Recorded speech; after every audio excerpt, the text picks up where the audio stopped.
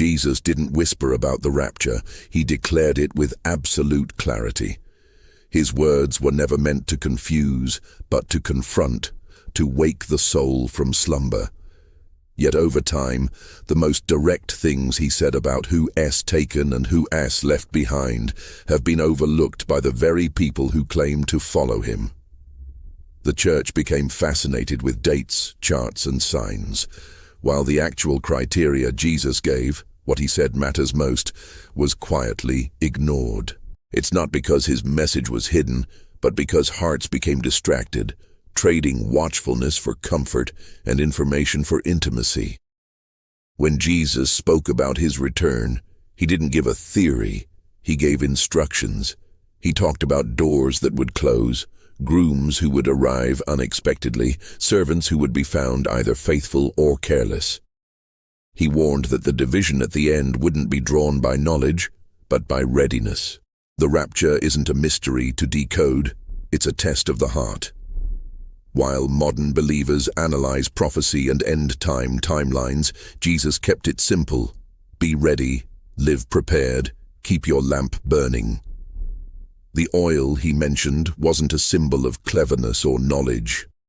It was the life of prayer, surrender, and daily obedience that keeps a soul alive when darkness covers the world. Somewhere along the way, sermons stopped sounding like wake-up calls and started sounding like bedtime stories. The urgency that once shook believers to stay alert was replaced by comfort and convenience. Instead of preparing hearts, we started entertaining them. Churches filled with lights and music, but the flame of devotion grew dim, and though the message of Jesus was written in red, it was treated like background noise. The modern church has mastered information, apps, podcasts, courses, debates, but forgotten transformation. We talk about his return more than we live like it could happen today.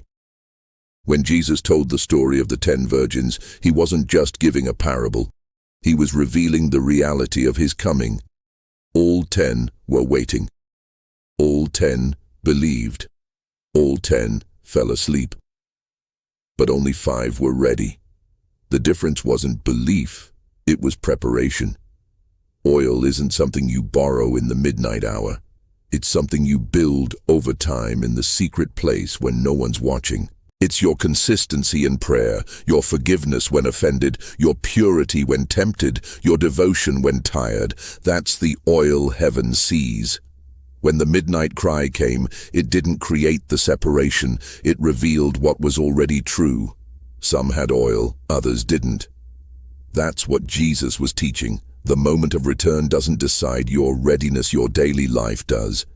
This is why the message of Jesus feels uncomfortable. It demands action. It doesn't flatter. It refines. He never said, figure out the timeline. He said, watch and be ready. But watching isn't passive.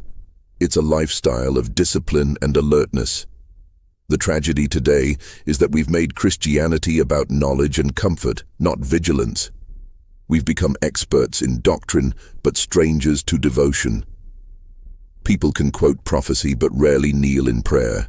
They can debate revelation but can't recognize conviction.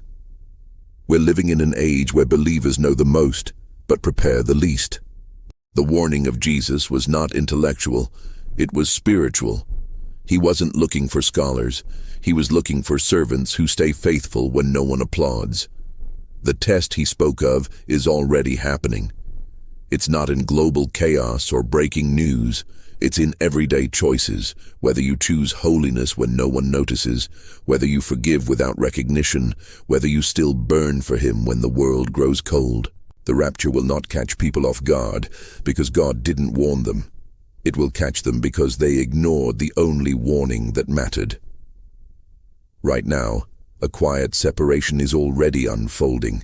You can see it in churches, homes, friendships. Some people are awakening, praying more, weeping in repentance, feeling an urgency to draw near to God. Others are drifting, chasing distraction, losing sensitivity to the Spirit. This is what Jesus described long ago. The line between those who will be taken and those left behind is being drawn long before The trumpet sounds. It's not marked by denomination or knowledge, but by heart posture. Those storing oil today are the ones who will shine when the darkness deepens. The sobering truth is that the test happens before the rapture, not after. People think they'll prepare when the signs get obvious, but the examination is already happening in silence. Jesus is watching who remains faithful now, who guards their heart when no one sees, who chooses him over the world when it costs something. The door hasn't closed yet, but the oil is running low for many. The opportunity to prepare is still open, but not forever. Jesus made his expectations clear. He never said readiness was optional. He listed what he'd be looking for when he returns: faithfulness, vigilance, love that doesn't grow cold, oil that doesn't run out. These aren't just poetic ideas. They are the criteria of who enters the door and who is left knocking. The tragedy is that modern Christianity turned these criteria into metaphors when Jesus meant them as instructions. We built theories around his return while ignoring his commands to be ready. He didn't ask us to predict dates. He asked us to live pure. He didn't ask for debates. He asked for devotion. The difference between being taken or left behind won't be found in what we know, but in how we live. He isn't testing our theology. He's testing our obedience. Every act of quiet faithfulness, every prayer whispered in secret, every decision to stay holy when it's hard, these are what fill the lamp with oil. It's not about perfection, it's about posture.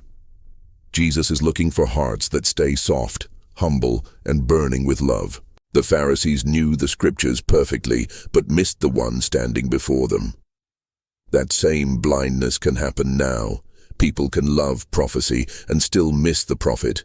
They can talk about the rapture and still not be ready for it. The real evidence of preparation isn't excitement about his return. It's consistency in his absence. When Jesus said, "Watch," he wasn't giving advice. He was giving a command. Watching means you live ready. You guard your heart like it's sacred. You refuse to let the noise of this world dull your hunger for his presence. It means keeping your spiritual lamp burning even when the night feels long. That's what separates the wise from the foolish. The wise prepare before the cry. The foolish wait until it's too late. We live in a generation that wants clarity without commitment, but Jesus offered no such middle ground. The rapture won't depend on emotion or opinion. It will reveal the reality of your relationship with him. The door won't open for those who almost prepared.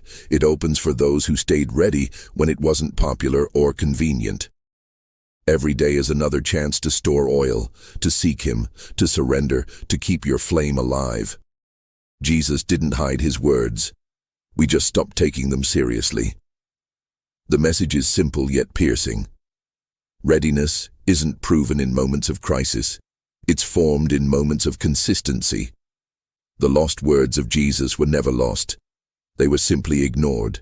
The question is whether we'll keep overlooking them or finally live by them.